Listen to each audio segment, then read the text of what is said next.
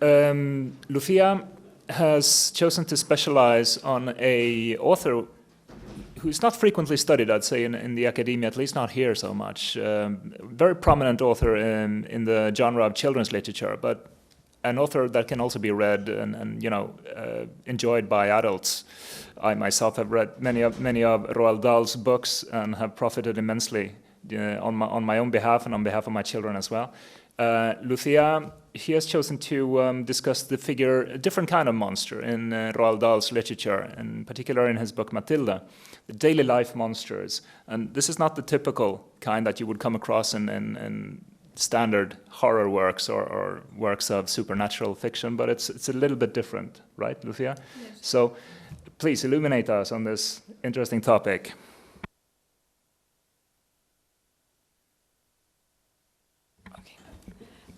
My name is Lucia Martina Zagra, and as Martin has told you, I'm going to talk about Roald Dahl's Matilda, and particularly about the power conflicts that inevitably arise between the adults and children on the one hand, and between the adults themselves on the other hand, within this novel. Firstly, I will be providing some brief notes about the figure of prolific British author Roald Dahl. After this section, we'll be underlining the most relevant notions regarding one of the most appreciated English publications by the children audience, which is Matilda from 1988. Next, I will be focusing on the power conflicts that inevitably arise between adults and children on the one hand, and between adults themselves on the other hand within this novel. And eventually, I will be presenting some conclusions that will enclose all the ideas that have been provided during this presentation.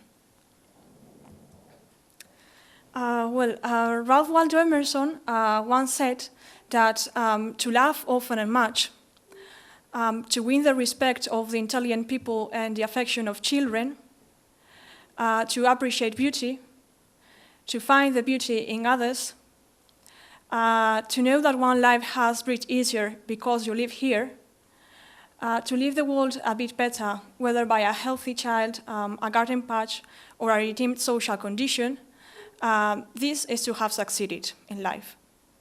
Well, we can conclude that if this is to succeed in life, here we have one of the best, or for me, one of the best existing examples. This man of Norwegian origin was, in spite of his tough childhood, partly due to his young father's early death, partly due to the continued abuses that he had to suffer from the different English schools, teachers, and directors. He was brave and both an exceptional human being and writer. These early life events profoundly showed him. They would even have a visible impact on the way he would write literature. But he was this perfect sort of man who knew how to cope with difficult situations. Moreover, Roald Dahl had, well, we can see that throughout the pictures that we are going to see, we can conclude that Roald Dahl had a soft path for children. He definitely adored them, and he always tried to be surrounded by these little creatures, either be his own children or others' children, making them laugh with his ingenious stories and his skillful use of words. And in this picture, we can see Roald Dahl surrounded by a group of children. And in the next two pictures, we can see two, Roald Dahl's own children enjoying the company of their father. In this first picture, we can see Olivia and little Ophelia and his sole son Theo. And in the second picture, Roald Dahl appears with his youngest daughter, Lucy, who portrayed her father as the king of words. And well, rightly, we can say that so he was. On the other hand, Roald Dahl believed in taking practical steps in order to improve the lives of those around him. And well, in 1960, while living in New York, his then 4-month-old son Theo was hit by a New York taxi, and he suffered traumatic brain injury. Theo survived, but he developed secondary hydrocephalus, or what is more commonly known as water on the brain. And well, his father, Roald Dahl, was determined to find a solution to this problem, so that he helped to invent what became known as the Weydal-Till valve, a cerebral shunt used to drain excess fluid from the brain, in partnership with engineer Stanley Wade and neurosurgeon Kenneth Till. And well, by the time the valve was ready for use, we have to say that Theo had already recovered, so that he no longer needed it. But the device went on to be used in many thousands of subsequent operations. And well, here we have a picture of the Weydal-Till valve. Furthermore, our writer generously gave his time and his money in order to improve the lives of seriously, well, to help seriously ill children and their families, including many he never met. As his daughter Olivia's death due to a strange form of measles profoundly shocked him.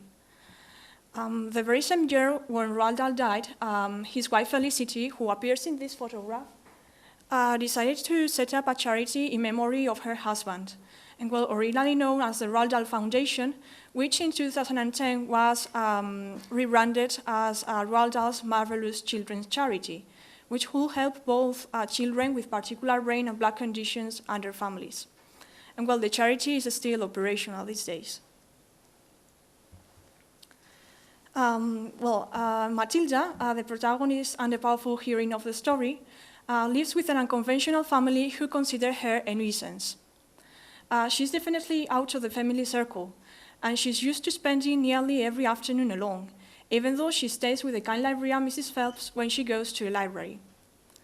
On the other hand, and when Matilda attends her first school, she meets the cruel Miss Agatha Trunchbull, the head teacher of Grantham Hall Primary School, and the one in charge of keeping frightened the life out of the pupils and teachers alike.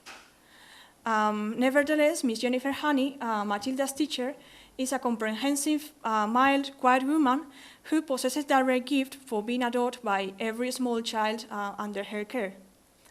And well, as happens with Matilda's family, Matilda will to come up with several plans so as to take revenge for Miss Trunchbull's committed abuses against her and against the children, and particularly against Miss Jennifer Honey, and overall for exerting over winning power in the school. In Matilda, the unique victims of the adults' problematic behavior are the protagonist Matilda, the children, and Matilda's teacher, Miss Jennifer Honey. Nearly every single adult person, either be parents, such as Mr. and Mrs. Wormwood, or headmistresses, such as Miss Agatha Trunchbull, tries to impose their own rules for the children to obey them.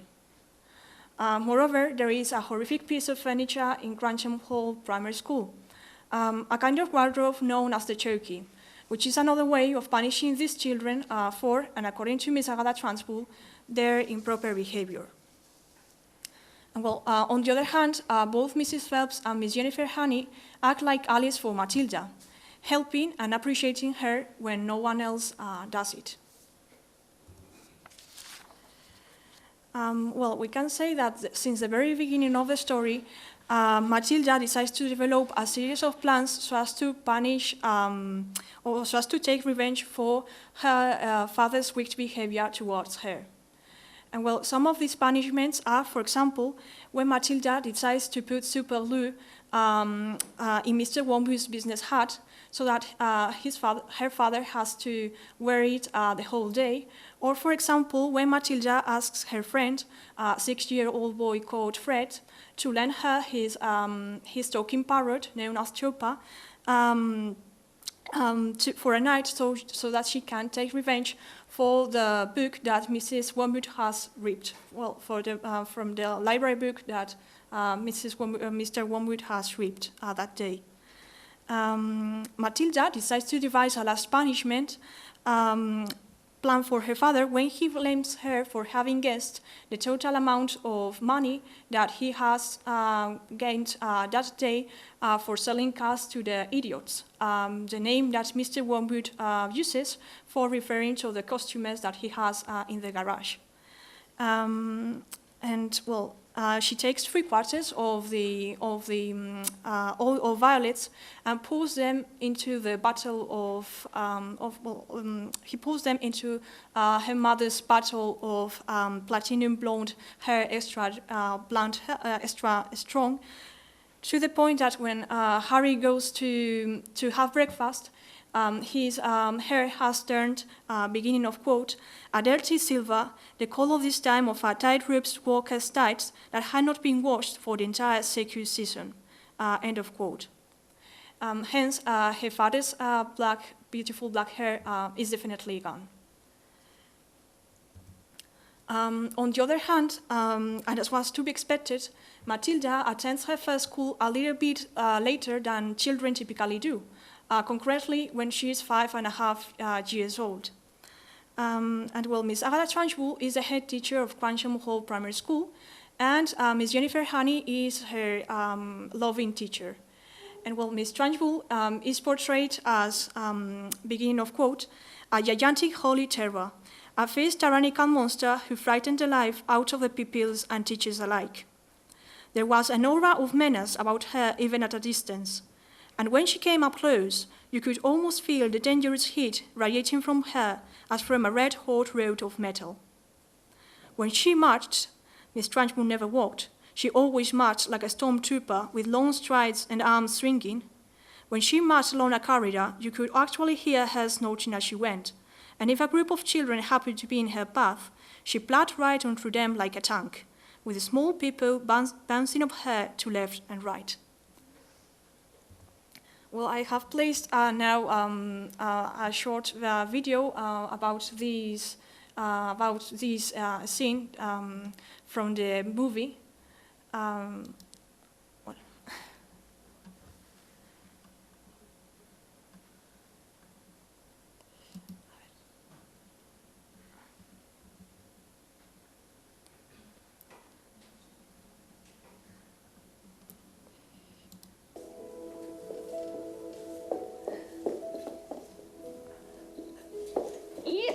Gotcha! Right in the neck and you. Woo! Yes, you're good. Come in, whoever you are. Almost got you. Good to see you, Jen. Good. Time for one of our little heart-to-hearts? Actually, it's about the new girl in my class, Miss Trunchbull, Matilda Wormwood. Her father says she's a real wart. A what? A carbuncle, a blister, a festering pustule of malignant ooze. Oh, no. Matilda Wormwood is a very sweet girl. And very bright. A bright child? Yes, she can multiply large sums in her head. So can a calculator. Well, I think she might be happier in an older and in a more advanced class. I knew it. You can't handle the little viper, so you're trying to foist her off on one of the other teachers. No, Miss Trunchbull. Yes, typical slothful cowardice. Listen to me, Jen. The distance the shot put goes depends upon the effort you put into it. Perspiration. If you can't handle the little brat, I'll lock her in the chokey. Get it? Yes, ma'am. One day, Jen, you'll see that everything I do is for your own good. And the good of those putrescent little children.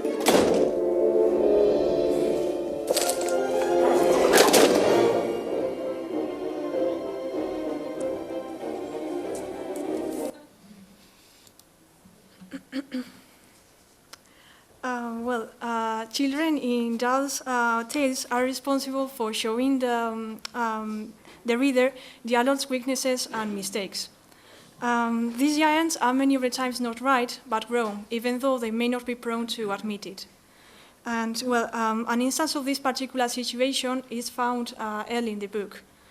Matilda's father contradicts himself when his daughter first asks Mrs. Wormwood, if she can have dinner at the dining room so that she can read her book. To what Mr.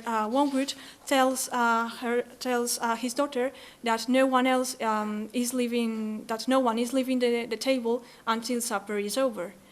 And Matilda replies that they never have supper to the table since they are always watching TV. And I have taken a brief quotation that exemplifies this. Beginning of quote, "Mommy," Matilda said, "would you mind if I ate my supper in the dining room so I could read my book?" The father glanced up sharply. "I would mind," he snapped. "Supper is a family gathering, and no one leaves the table till it's over."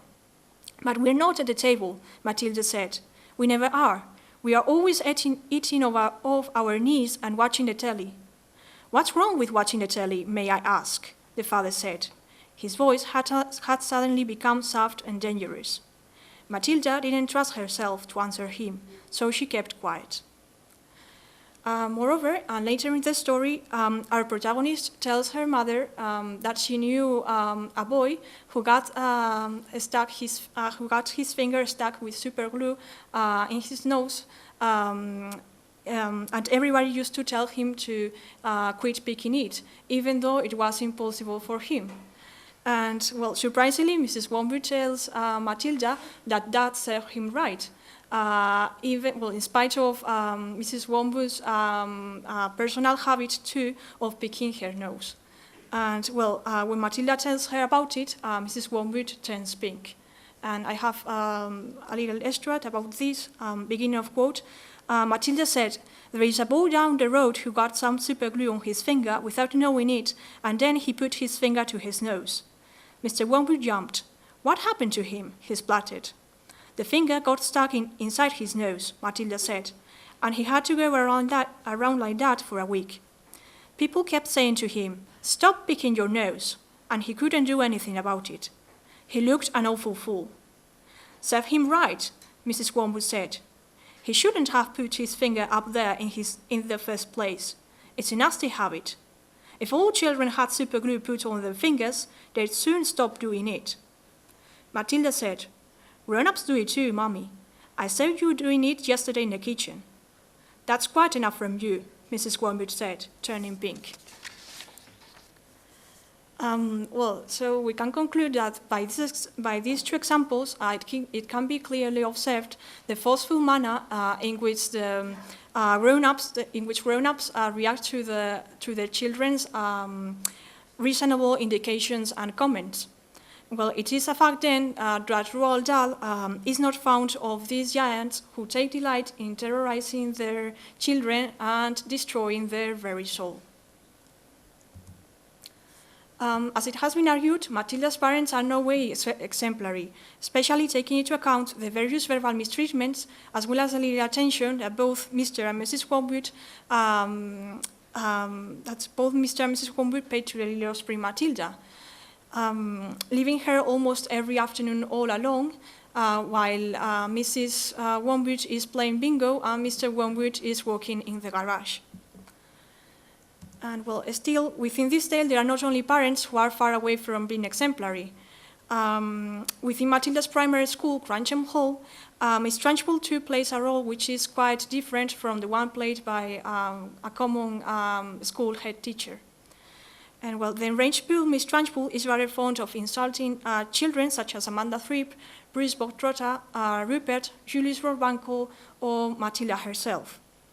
For instance, the headmistress tells Amanda Thripp disgusting things like, "You look like a rat with a tail coming out of its head, you little rat."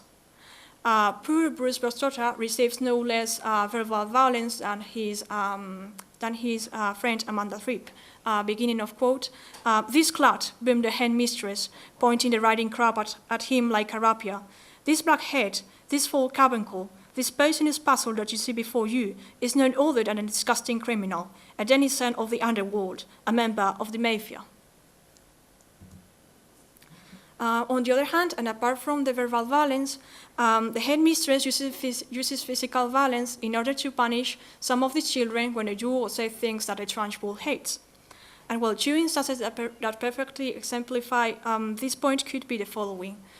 Firstly, when Miss Agatha Trunchbull sees Amanda Thripp, a little girl wearing pigtails, and lifts her off the ground, holding Amanda's pigtails and eventually throwing her, beginning of quote, and suddenly, with a mighty ground, the Trunchbull let go of the pigtails, and Amanda went sailing like a rocket right over the wire fence of the playground and high up into the sky.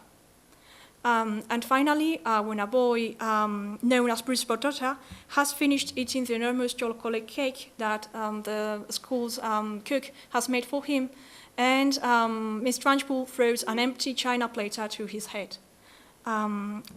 Beginning of quote, suddenly the Trunchbull lunged forward and grabbed the large empty china platter on which the cake had rested. She raised it high in the air and brought it down with a crash right on the top of the red Bruce Botota's head, and pieces flew all over the platform. And, well, I have placed 2 videos, but maybe no. A couple more minutes. Okay. Well, our leader here, Matilda, will eventually leave the position of the adult victim, which is a passive position, to emerge as an adult, to emerge as a powerful heroine who does not let these villainous grown-ups off the hook, and gives them what they deserve, thanks to both her powerful telekinetic powers and her brilliant plans to get rid of the evil. Indeed, it is our little girl and no one else who is capable of turning the facts upside down, thanks to her powerful telekinetic powers, and well, eventually, and hence rightfully winning the title of the little Dalian heroine of this story. And well, all in all, we could state that those initially all-powerful adults will eventually be given what they deserve, leaving these Dalian children as the heroes and heroines of the tale. And well, on the basis of the above, the following is therefore concluded. Firstly, that Roald Dahl's childhood wasn't idyllic, and this was ultimately reflected in both his works as a children's and adult writer. And secondly, that within Matilda, the terrible grown-ups imposed their own rules, thus creating power conflicts between adults and children on the one hand, and between adults themselves on the other hand. And while Matilda, the protagonist of the story, is the one in charge of turning the facts upside down, thanks to the usage of her powerful telekinetic powers, and hence rightfully winning the title of the little Dalian heroine of this story. And well, thank you very much for your attention.